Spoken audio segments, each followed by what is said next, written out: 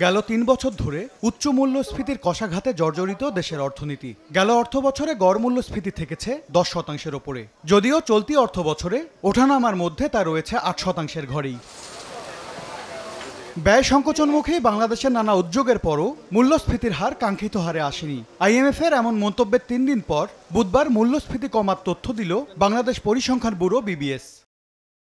সংস্থাটির হিসাবে অক্টোবরে মূল্যস্ফীতির হার কমে দাঁড়িয়েছে 8.17%। গত সেপ্টেম্বর মাসে সার্বিক মূল্যস্ফীতি ছিল 8.36%, আর গত বছর একই সময়ে এই হার ছিল 10.87%। অক্টোবরে খাদ্য মূল্যস্ফীতি কমে হয়েছে 7.08%। গত সেপ্টেম্বর মাসে এই হার ছিল 7.64%। 2024 সালের একই সময়ে ছিল 12.66%। সার্বিক ও খাদ্য মূল্যস্ফীতি কমলেও অক্টোবরে আগের মাসের তুলনায় বেড়েছে খাদ্য বহির্ভূত মূল্যস্ফীতির হার। সেপ্টেম্বরে খাদ্য বহির্ভূত মূল্যস্ফীতি 8.98% থেকে অক্টোবরে বেড়ে হয়েছে 9.13%। মূল্যস্ফীতি কমতির সঙ্গে সঙ্গে কমেছে মানুষের আয়ও। BBS-এর মজুরি সূচকে দেখা যাচ্ছে অক্টোবরে মজুরি বৃদ্ধির হার দাঁড়িয়েছে 8.01%। আগের মাস সেপ্টেম্বরে যা ছিল 8.02%। MS আরিফিন, সময় সংবাদ, ঢাকা।